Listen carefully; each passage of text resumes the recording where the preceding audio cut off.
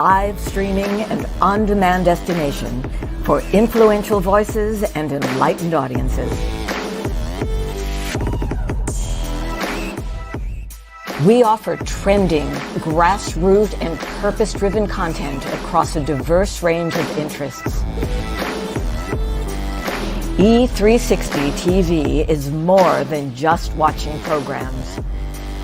We offer the ability to interact with live shows connecting audiences to real, authentic influencers and storytellers while streaming to millions of devices.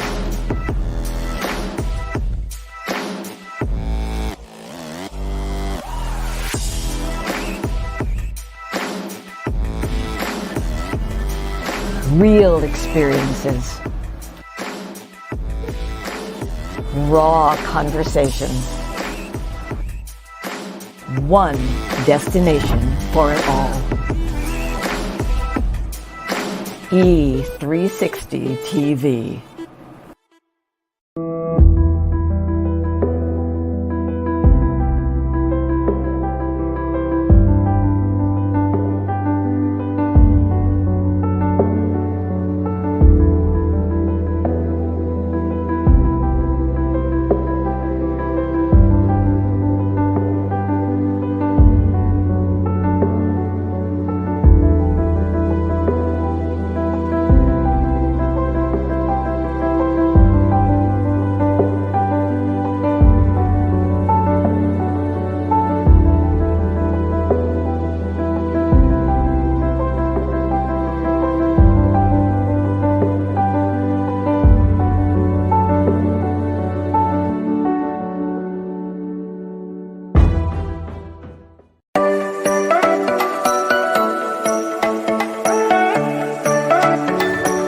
Hey everybody, it's Dr. Loren Michaels Harris, and I'm here today with a burning question just for you. Be honest, have you spent hundreds of dollars trying to get your message on the stages? Perhaps you've paid for coaching that took you absolutely nowhere. Well, guess what? We're going to change all that. If you answered yes, I'm here to help you. Back when I first started, it took just one short year, and I was able to write the book on how to get paid for your message. Now, I'm taking it one step further. After hundreds of paid speaking engagements, that's right, hundreds, I'm here to show you how you can do the same thing. Interested? So listen, if you're ready, I mean truly ready, to change the world through your story, then do yourself and the world a favor. Sign up for this 90-minute webinar. I promise you, you will not regret it. It's going to change your life.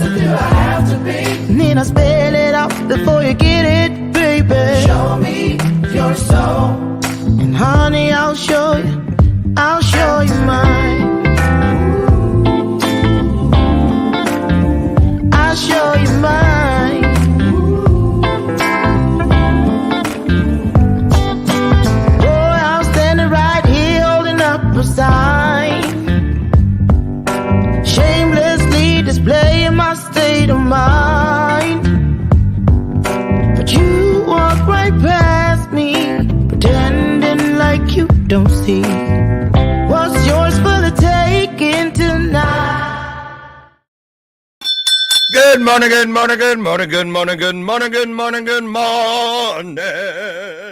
I'm feeling goofy today. That's that ADHD, y'all. See? Told you it was a superpower. Right. I'm telling you what, it's a great day in the neighborhood. Hallelujah, hallelujah. Yes, it is. Why? Well, one easy answer is we're alive. The second answer is we're together, which therefore, both of those things, put them together, one of the greatest promises available, where two or more of us comes together. When we have that heart set, that mindset, that, we're here because we want to ease some suffering in the world. Bottom line, spiritual magic is what you get in return. You hear me? That's right. We're changing lives. That's right. Changing lives. I'm so excited to be here. Happy Wednesday to y'all. This week is kind of flying by. Short week for me it was, because I didn't get back till Monday. Was in Kansas City. Why does every time somebody this week finds out I was in Kansas City, I still think you got a little barbecue sauce. I didn't have any barbecue. I guess Kansas City, apparently, where have I been, is famous for barbecue. I had none. Right. But I did have a great time. Yes, I did, at the BTBY. This year's theme was We Are Works in Progress. And boy, so much wonderful content, conversations. Just a lot of love was in the house. They were here yesterday and the world came to watch. Look at that. That was yesterday. We topped out at 1,214 viewers yesterday, and we're going to try to break that record today, y'all. We're going to try to break that record. This is one of the best shows for me of the month. I love it when our experts are here. They're busy people. We have two here this month, and we're going to talk today, you guys. Here's what we're talking about. We're talking about how to avoid the holiday blues. Now, if you Google that, or you go to YouTube, you're going to find a lot of stuff about post-holiday blues. But there's such a thing as pre-holiday blues, during holiday blues, and post-holiday blues. You best believe. And we're going to talk about ways and tips. I've asked the experts to bring a few of their tips on how to avoid that. You know what I'm saying? And we want you involved too. This is an interactive experience. So get your questions, comments, and thoughts ready. Here they come. They're on their way down the hall. Today's experts.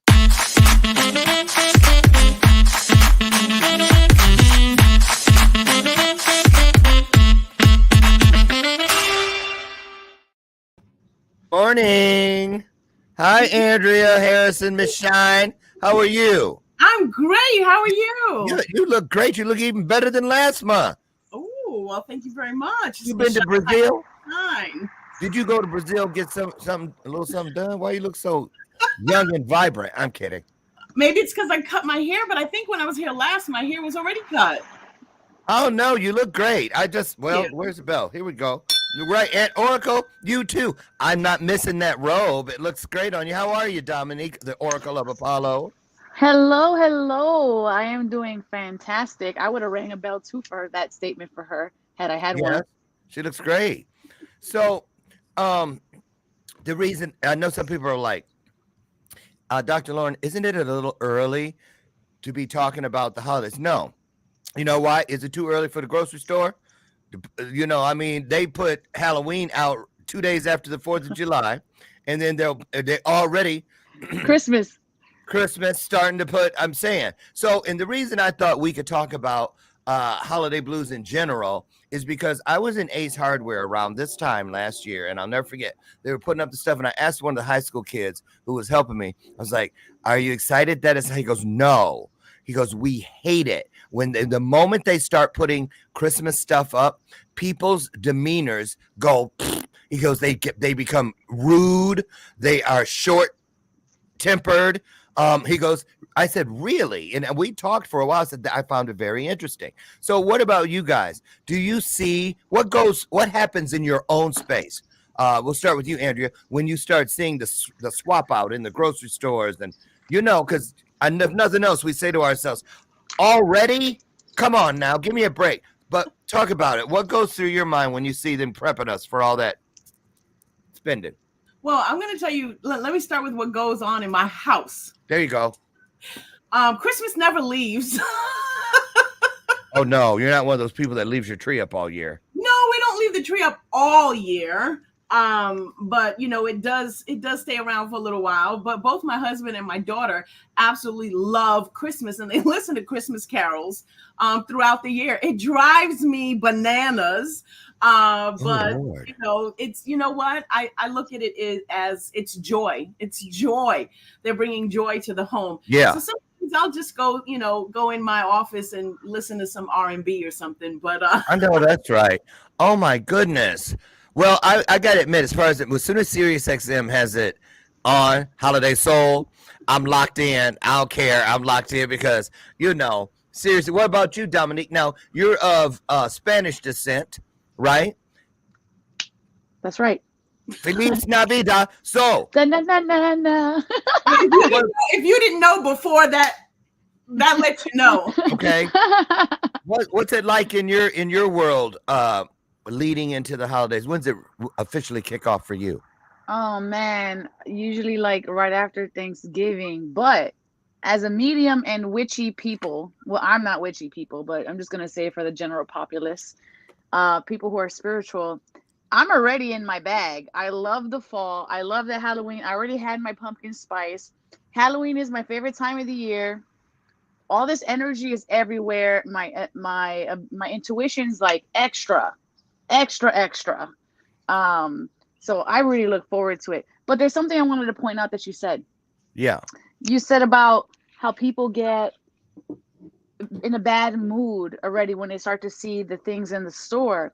And it made me think of the back of the neck. The back of the neck is the energy of threat. Okay, so we have tension. It sits in the back of the neck. But threat can be real or imagined. Imagined threat can be anxiety. Now, forced a bunch of all the years of trauma into the store, and you're walking in to all this forced anxiety of the future, because anxiety is future, right? We're walking into this space, being forced to meet the future that's not here yet, and we're just carrying all that baggage of past traumas and disappointments. And it didn't click till just now when you said it. I was like, oh, that's why people are reacting like that. They're bringing all the many, many past seasons into this moment, but projecting it into the future, which is coming up soon. And they're being forced to, oh, look, see, it agrees. I know. That's so funny how I want mine to do it. Do it. It won't. Okay. I want to say this, though, and we're going to start. I love this. Now, girls, we're going to play nice. So I'm going to say this because I'm glad you're here, Andrea. She is a faith-based woman of God. She is, and I just love it. On the other hand, is spiritual. I'm some of both. I started in the church, but I had to have my personal relationship with God, so I found my way. And we all have a right to find our own way. But I want to talk about Halloween real quick because we put up Halloween stuff. My husband, I'm not kidding you. We have Easter. If you could see in our basement all the totes for every holiday, you've been here, Dominic. You probably saw it. And then here's the deal. I have a lot of faith-based people. We were raised Seventh-day Adventists, which is even another layer of, a whole bunch of stuff. But anyway, and we hadn't even put up the good Halloween stuff yet last year. Just had a little ceramic pumpkin with a smile carved in a smile. It wasn't like it was a gargoyle or anything. She walks in the door visiting from Los Angeles, and the first thing she did was look over at that little pumpkin and went, ooh, demonic. I almost put her ass out. I did. I was like, girl, if you don't stop, that is not demonic. That's just a pumpkin. So let's just talk about the holidays in general. Okay, Labor Day. Is that a holiday? I mean, did you guys celebrate it? Did you start feeling like, oh, summer's over? That's where a lot of the depression and stuff starts, because we start moving into, especially those of us who have winters, bundling up and all that. Andrea, what about you? Do you guys, what do you put on blinders when Halloween comes? Do you think it's demonic? What do you think? Well, I mean, to be honest with you, we don't celebrate Halloween. That's just I figured, yeah. It's just our personal choice. So you don't even give out candy? No. Okay, and that's not that's just the Bronx in me. Like, I'm not opening my door to strangers. Okay? Oh, that's right. That's right. I'm from the Bronx. I live in Florida now, but I'm not opening my door to strangers. But anyway, for me, I've been through so many things in life, and just based on my experiences and what I know as my personal experience as to what God has brought me through, my thing is I always try to choose joy because my joy is non-negotiable. I believe that my joy comes from the Lord. And so when I am dealing with different situations, if I'm anything that is coming up in my future, I trust him with it. And so I try to have a positive outlook on people, on things. When I meet people, I see the best in people. And so when I go into situations, I go into it with joy because I know where my joy comes from. So when it comes to the holidays, I know that there are a lot of people who have been through some traumatic things. I have a friend who lost her baby at birth, and this was 18 years ago. And so for her, I know that during that time, it is a time where, you're wondering what life would have been like. And so I think it's important for you on your own personal journey to give yourself the time and the space to just be. Just be. To just I be. agree. To be I agree. okay, to be kind to yourself and to be honest with yourself about how you're feeling. And for me, I take that to my knees. Yeah. A lot of people during the holidays, thank you for that, Andrea. A lot of people during the holidays, they go either one way or the other. They either shut down or they burst open. Not very many people are right somewhere in the middle. Oh, come on in, y'all. I see you. Come on in. We're moving now. Oracle, what about you? When do you officially start feeling holiday-ish? When do I officially start feeling holiday-ish? When the first weird thing starts happening, which was like 2 weeks ago. And then everything shifts. The energy shifts. So I'm very in alignment. It's not even holiday, seasonal. The seasons have their own energy. Yes. The moment the season starts to change in my body, I start to change. That's so right. About 2 weeks ago, I started waking up at sunrise, and I'm like, okay. Here we go. There's a big shift, and I'm needing a little bit more sleep. Yes. I'm having very, very vivid dreams. I'm actually have my dream journal right here next to my bed. I know that's right. Because I'm waking up in the middle of the night. Oh, I have to write all of this out that I'm seeing.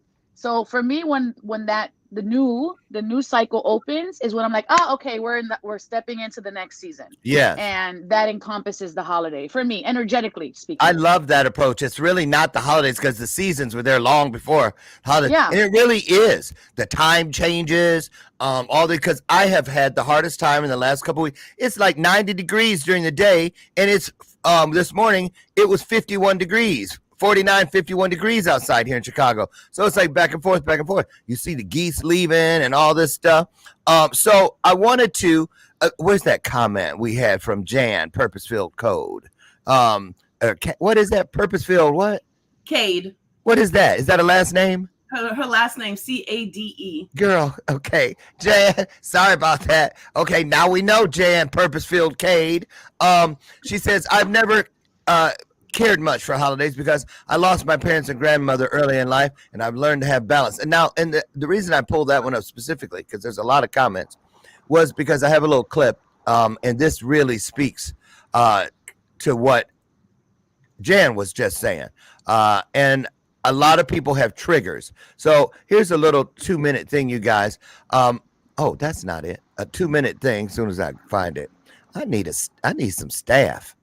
While you're looking for that, though, Dr. Loren, grief is real.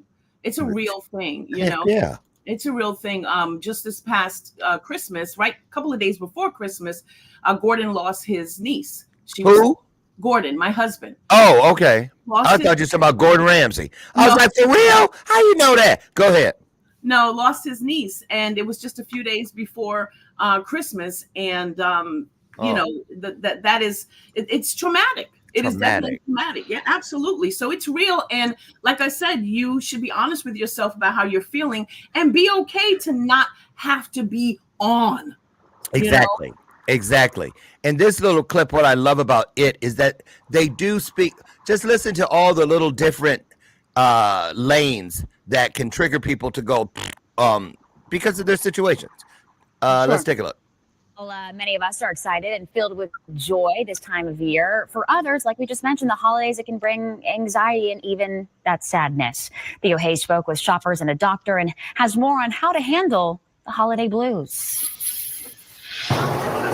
Black Friday is the official start to the holiday shopping season, and many shoppers will tell you there's a lot to get done. To feel fully prepared is what the society tells you. You have to get gifts for everybody, and you have to have a good meal and decorate the house. And with that long list of to-dos can come stress. Yes, it can be overwhelming, especially for a broke college struggling student such as myself.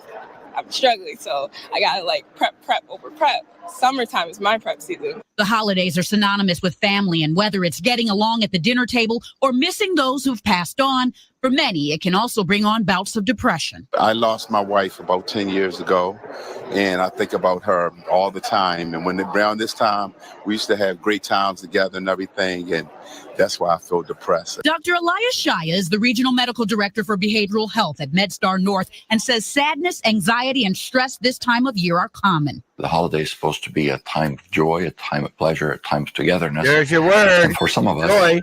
it ends up being a time of being overscheduled and being running all directions, having even financial burdens or financial responsibilities, as sometimes we may even lose the spirit of the holiday and make it a little bit too commercialized, and it becomes all about stress and pressure. Right there. We can stop right there. Excuse me. Commercialized. So the holidays, well, let's talk about our families and this sort of thing. It can go either way. Now, does anybody remember way back in the dark ages when the holidays were kind of confusing because of COVID? You had a vaxxed house and you had the unvaxxed house. The people, you know what I mean? Remember, wait, I ain't going over to her house for no dinner. They ain't got that shot yet. You know what I'm saying? That really opened my eyes to, and here's another thing. Because we kind of talked about it last month. We were talking about the road to the White House. I think, this in election years, I hear people say that the holidays, at least, well, Thanksgiving, we've already voted and all of that. It's already done. So I don't know how that works, but let's just talk about this piece here. Let's go with how soon is too soon for them to start shoveling Christmas down our throat? Is it not out now? It is out, but do you really think people are already? Are you Christmas shopping, Andrea, already? No, I'm not Christmas shopping at all. Not yet. And I normally like to shop for Christmas gifts. Don't laugh at me, okay? The last day. Don't laugh at me. Day before Christmas. I like to. We have a tradition. We've been married now for 23 years, and our tradition is to go to the outlet mall and go there the day before on Christmas Eve and just buy gifts. And it's fun, and we love it, and we've always done that. But I think from a marketing perspective, I understand why the businesses do it. If you want to be successful in business from a branding and marketing perspective, you've got to start talking about it. You've got to start putting it in front of your target audience's face. They have to see it, and you want them to start early. So from that perspective, I get it. On the flip side, for people who are grieving or in mourning or, that sort of thing bothers them, I think that just like with life, you have to make sure that you say, okay, you have to understand how you feel. You have to understand yourself on how these things how they affect you. And then for me, I just have to say, okay, I know what I'm about to go into. I know what I'm walking into. I know how this could possibly trigger something. And I have to make a decision, a choice for myself and say, I'm going to change my mindset Yeah. Shift my perspective, and I'm not going to allow them to, you know, whatever it is. It could be Halloween, it could be Christmas, it could be whatever the case may be, right?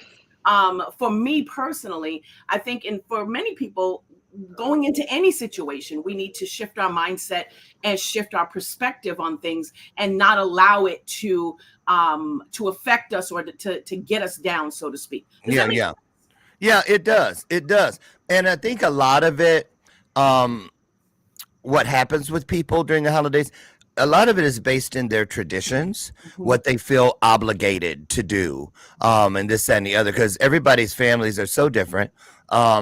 Dominique, what about you? Do you well, how do you, Well, yeah. I want to say that being a person who has worked a lot in the last 10 years on herself and healed her body through holistic practices, I understand the value of mindset. And as a spiritual advisor and energy coach, I understand the value of mindset. But I do want to express, one cannot just say, well, if you go in somewhere that's going to trigger you, shift your mindset. You can't just say that, because, oh, if you're grieving, then shift your mindset. If you're going through, it's a trauma. It is a trauma. Trauma, if you think of PTSD, these are outside triggers that reactivate an old wound that is beyond the capacity of our ability to cope with it, that bring overwhelm. So it's not enough to say, just shift your mindset, think positive thoughts. There are people who don't have the capacity, the education, the support system to be able to do that, access that, or even know that that's even an option. Yeah. So for those people who are in the beginning of their trauma, the beginning of their grief, my guidance and advice to those people there would be, limit your exposure. Because right now you're so raw, and in that rawness, no amount of Om Shanti Shanti Om is going to bring you back into harmony. Just me going into a cave to meditate 4 days is going to bring me chaos. It's not going to bring me peace. All right. So it's important to recognize that your choice here, if you are a person that's suffering from high anxiety, you're raw, limit your exposure, turn the TV off, change the station. And I know as we get closer to those holidays, everything just goes boom, one color. Okay. Jan said something. This is interesting.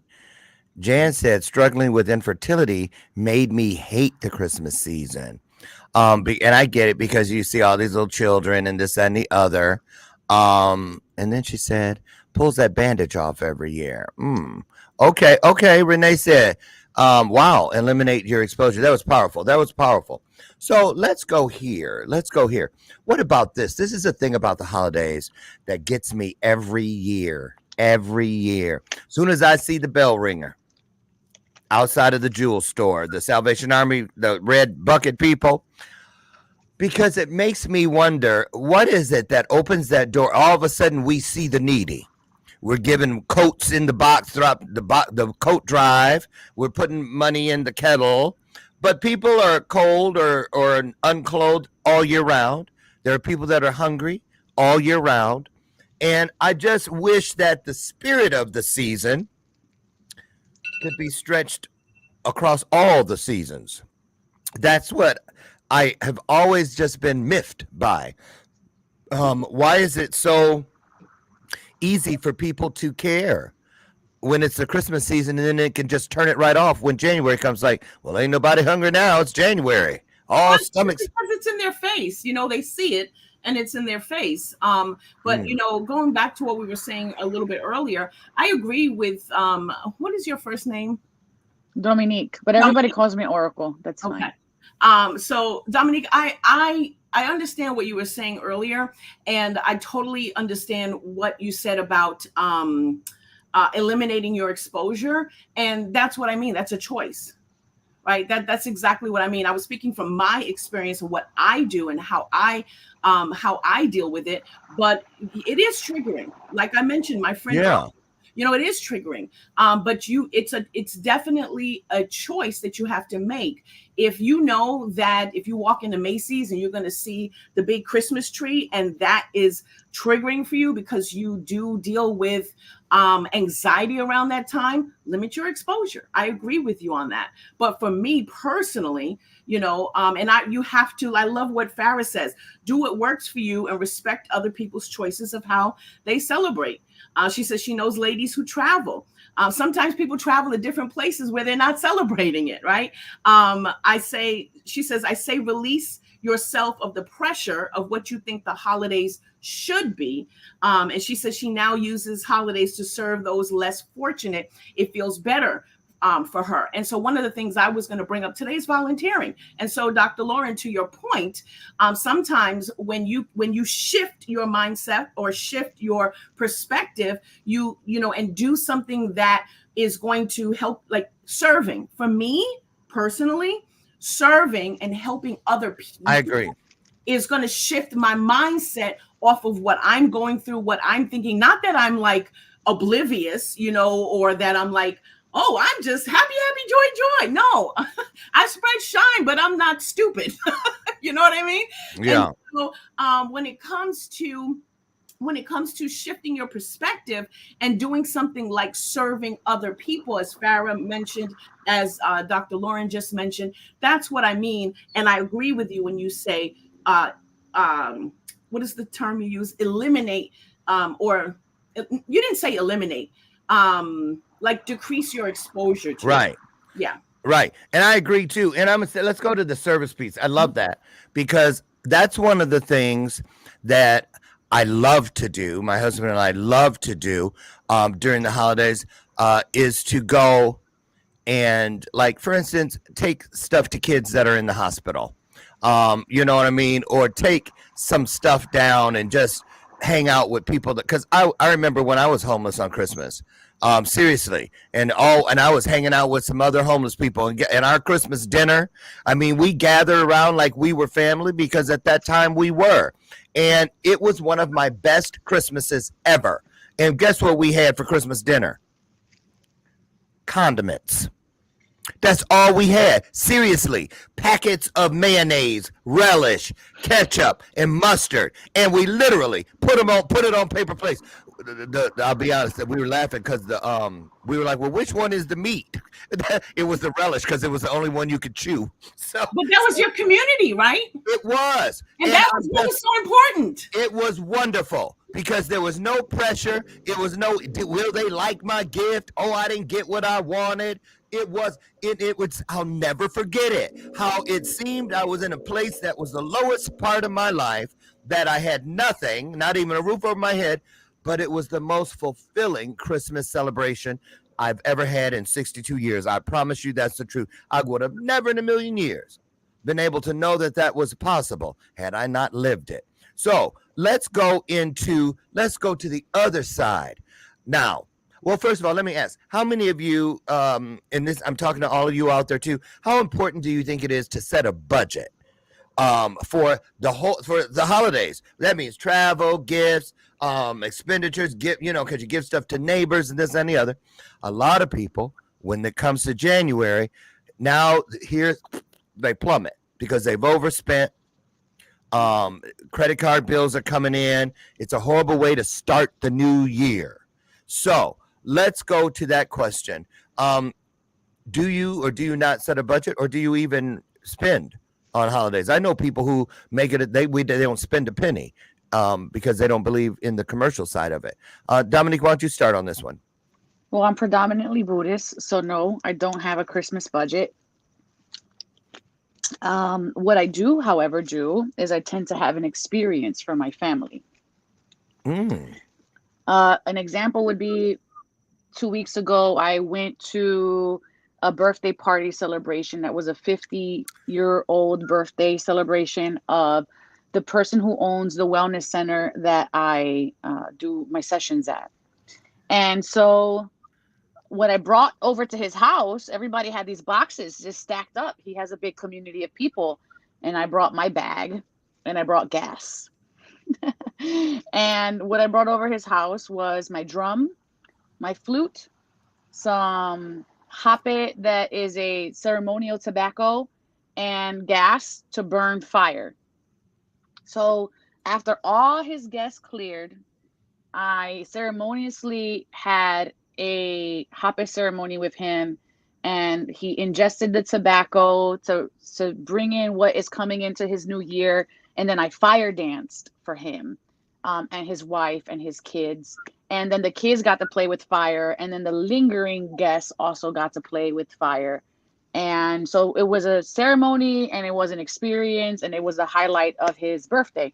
I definitely take that and I put it into all things, because these are the things that are the most tactile. Me being nomadic, most of the time I'm just taking what fits in my car. Thank you Yeah. for your gift, but really I have no space to put it. When I go into communities, the people are the same like me. Thank you for your gift, but I have no place to put it. So we share tobacco, we not to smoke, but to bless and to pray over. We share music, we share fire, we share experience, because this is the thing that I can take with me. Got it. Got it. Let's talk. Well, since we're on the topic of experiences, let's talk about traditions, famous traditions, or favorite traditions. Because as adults, we've all grown into what fits us. But when we were kids, we had to do what we were told. It was what happened. So I just want to ask, we'll start with you, Andrea. What was your favorite childhood memory of the holidays as far as a tradition? Because, you know, those are the things that warm my heart. Now, you know, a lot of you know my story. 22 homes in foster care, and to be honest, I can't remember one Christmas when I was in care. I probably have blocked it because, all right, didn't expect that. Wow. Okay. Wow, that was okay. I did not see that coming. I'm sorry, you guys. Sorry, did not see that. Let's clear you. Let's clear you. You know what I'm saying is, let's go back to before I entered care. I just loved the way our house felt during the holidays, the way it smelled. My sisters were nicer. I got nicer because you didn't have to ask me to do nothing. I was like, I cleaned out the bathtub this time. I went out and cleaned up the dog poo without you asking, Ma. You know, I was trying. Right. And my favorite traditional memory is going to probably shock people, but it was the thing I lived for. And that was to go buy, when my mom and I would go buy my school teacher's present. Because I was just it was like the best. I had to have the best present because, you know, you're looking at would you bring her? You know, would you get her? This, and the other. And so that was my favorite tradition, was when we purposely went to shop for my teacher's present. Oh. What about you, Andrea, when you were a child? What is your favorite traditional or tradition memory? My mom was a single mom, and we lived with my aunt and uncle, and I loved just all of the people that would come over to the house. I was that kid that I just loved people and I wanted people to feel love and to be seen, to feel like they're seen. One of the things I remember as a kid is going to college with my mom on the school bus. And I was that kid that would get on the bus, and each of the people that had slept on the bus overnight because they didn't have anywhere to live, and it didn't matter their state. I would go up to them and I would hug them and I would kiss them and I would say, I love you. I was 6 years old when I did that. And I think that just comes from just the memories that I've made over the years with my mom. And just being a kid, we always had people come over to the house, and we served and we entertained and we hosted, and it was just joyous to have people come over. And so those are my favorite memories of just being together with family, and for the times that we were able to go out and serve the community to do that. I think those are my favorite memories. Nice. What about you, Oracle? Any memories that stand out? Yes. So I don't know how this started, but I feel like maybe it was a me thing. We would get a box, the biggest box you could find, and then you put another box in that box, and another box in that box, and another box. Anyways, this was like the gag gift. There's always the gag gift because most of the time growing up, there was no money anyways for real gifts. So we made it fun. And then you'd wind up opening like a ridiculous giant box with like, I don't know, like a quarter inside. And you just spent like 20 minutes unwrapping That was the all fun. this box. And and we still do it now. We still do it now. And it's always very funny. And then we'll steal someone who actually brought a real gift. If someone actually brought a real gift, we'll grab that real gift and go to the next room and repackage it. And bring it back and let somebody else get it. That's fun. Open it up again. But this happens through the whole night. And it's so ridiculous and so funny. And this is, it's about the experience. It was never about the things because there was never things to gift. That's important. I just love that. And again, same thing. Like when I was homeless, it's so interesting how some of the best memories are steeped in just fellowship. Mm-hmm. Not what you bought, not the cost of it, just the silliness of togetherness. And that's what I love. And that's what I was hoping we would get to. Lori Whitney, absolutely right. It brought joy and it brought laughter.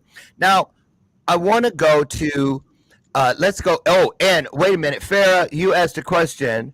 No, somebody asked, are we talking about just Christmas or all holidays? We're talking about all holidays. All holidays. Farrah says, my favorite tradition now is picking pumpkins at a pumpkin patch. Love it. Or the store and spending time together with kiddos, painting and decorating them together to create core memories. Decorating for autumn. Yes, we have our stuff up on the table right now, our little mini pumpkins and squash. And my husband bought this truck thing where I'm filling the bed of it with this. It's just fun. So let's go. Can I just... this is not a shameless plug, okay? But it's ironic. She says that, and I actually have her book. She's a friend of mine, and her book is like sitting right in front of me. See? So she means it. She means it. That is like true to her core. There you go. There you go. Jamila, nice to see you. Good morning. Oh, and by the way, you guys, I just want you to know, I took a picture. What was it? You guys broke the record so far this week. It says, wait. Photos. I just took a photo and you guys have topped out 1,600 people were here listening to everything you had to say. So obviously a pretty hot topic, or at least interesting. So let's go here. How many of you on the screen, that's 2 of you, how many of us have participated in that thing called Friendsgiving? Oh, yeah. That have you, which is relatively new, huh? A lot. You have. I love that idea, but I need to put it together. I love it. Andrea, you're shaking your head. Have you been a part of Friendsgiving? I've never been a part of it because I've always just been with my family, but I think it's an amazing, I think it's really amazing. I have friends that open up their home and just tell people to come over, especially she really says people who have nowhere else to go. Right. Yeah. I think that's so important. I do too. When I had my wellness center, we would do a Friendsgiving the next day after Thanksgiving because a lot of people who were coming, clients and students, didn't have family. And so this was Tribesgiving. I just love it. I have a feeling it's a lot older than we give it credit for, but it's come to the forefront, and you see a lot of people now. So let somebody help me out here. So is Friendsgiving whenever you want to do it, or is there a date for it? It's usually the day after Thanksgiving. So it is. You're bringing the leftovers. Okay. See, I didn't realize that. So, okay, here we go. How do you feel? This is going to be interesting because I love the juxtaposition with you two. How do you feel? Let's talk about children. Let's talk about children and Christmas. When you were little, when you were a child, did you believe in Santa Claus in your house? Well, I will say this. No, because you couldn't. I grew up in Puerto Rico. There is no chimney. We live in an island in the middle of the mountains. You couldn't even get to a hospital. It was like an hour away. Santa was not coming to the middle of nowhere. I know that's right. But B, we were so poor that, we knew there wasn't a Santa. And 3, my mom still, even though we all knew there wasn't a Santa, even till this day, we still make a big tada about Santa and the spirit of St. Nicholas. And we would have stories and make jokes, and the element of Santa was still very present, even though we all know he wasn't like a corporeal, being. Right. So, but he was still very like, oh, look at this North Pole postcard I got from Santa. Right. And then when phones started doing things, I'm like, Mom, look, we can call Santa now. Even though we're like all adults, and we would call Santa. Yes. What about you, Andrea? Wait, I just gotta ask. So you mean Santa couldn't use his sleigh to get to Puerto Rico? He could not get to those mountains, man. Oh, come on! You couldn't even walk up those mountains. No one was expecting 8 reindeer and a white guy with some stuff to come up that mountain. Right, wasn't gonna happen. Right, even the smallest children are like, Santa Claus was not coming. Santa Claus. Oh, okay, that's how it's pronounced. So Andrea, you were in a faith-based home growing up? I was in a faith-based home growing up. I remember my mom, we just had Christmas.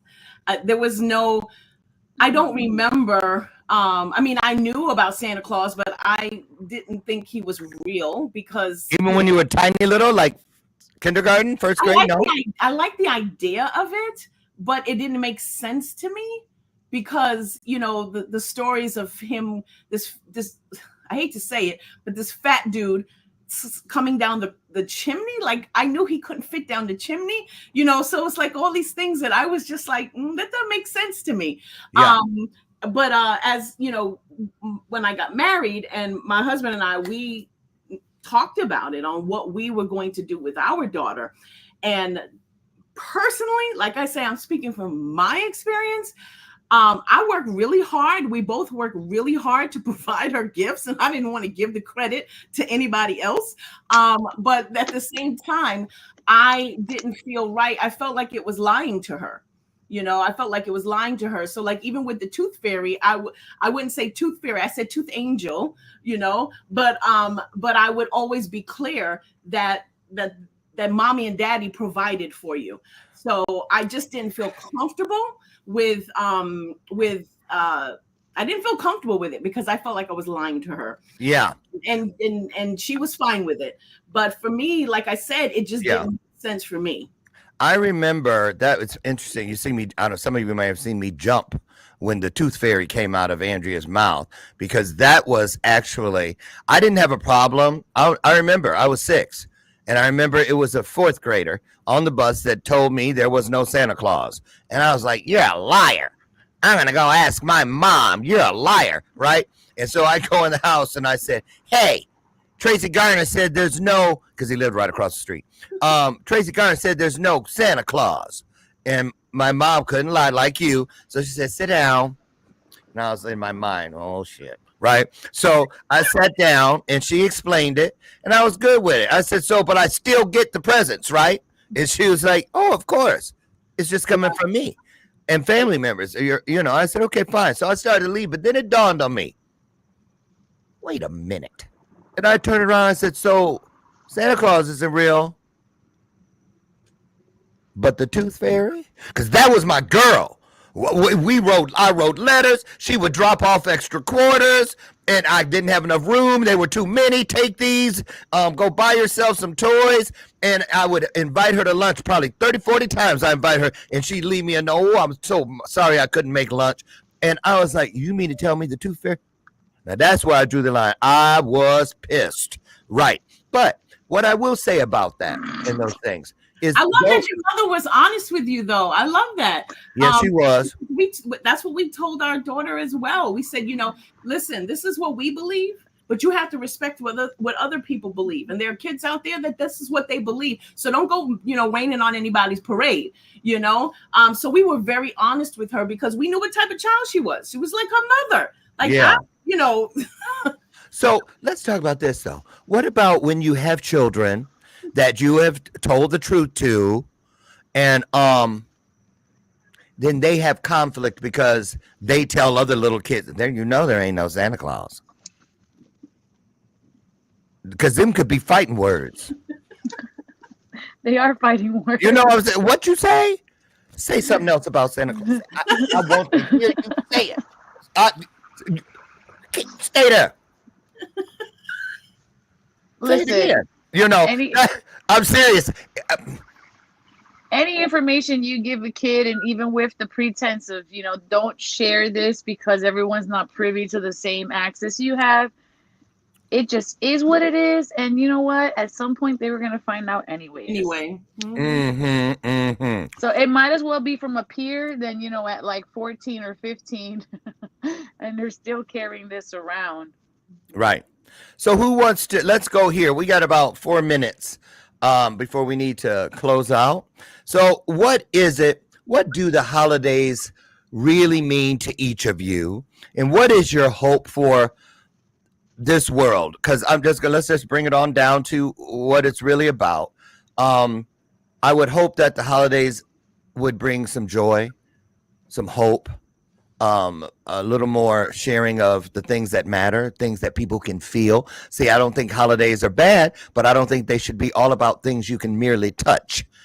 I think they should be as much or more about things that make and help us feel things. So I would love for each of you to leave us with what, if you can,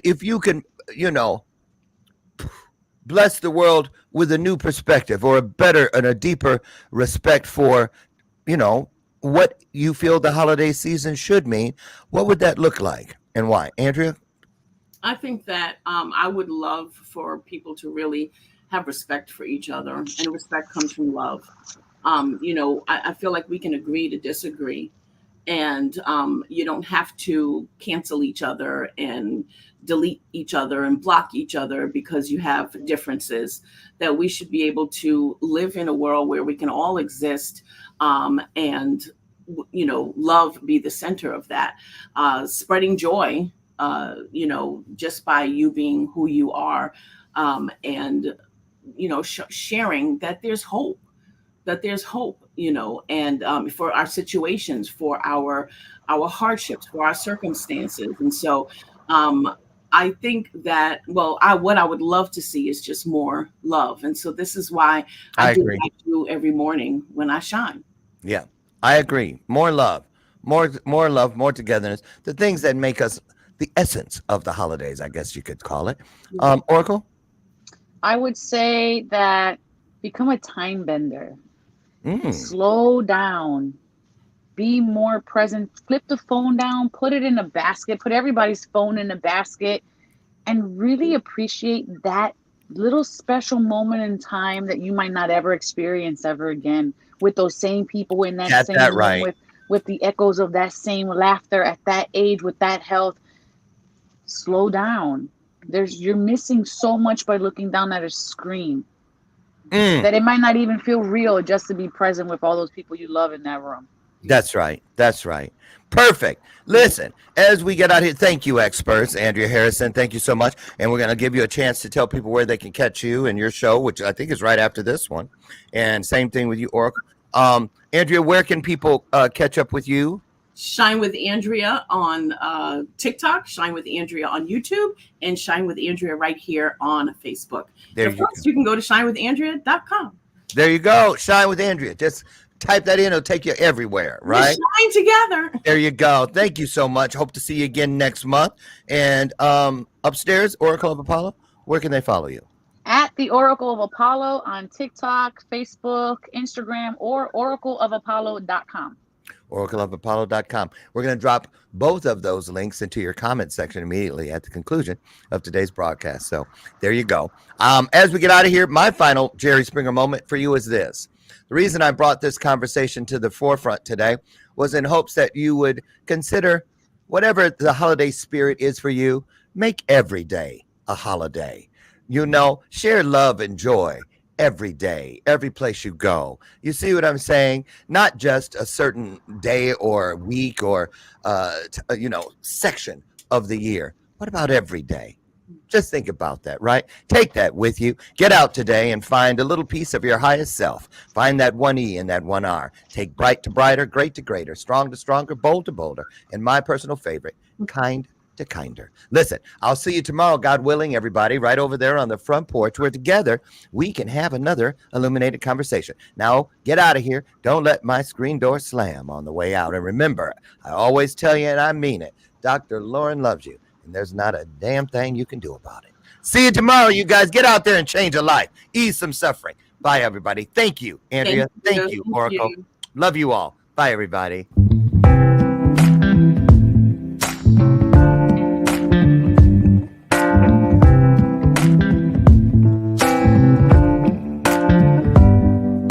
Show me your soul. Baby, I'll show you mine. Show me your soul. Honey, it's way past time. How expensive do I have to be? Need I spell it out before you get it, baby? Show me your soul. And honey, I'll show you mine. I'll show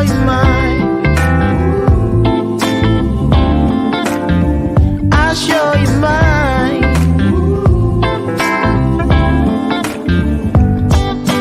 Boy, I'm standing right here holding up a sign, shamelessly displaying my state of mind.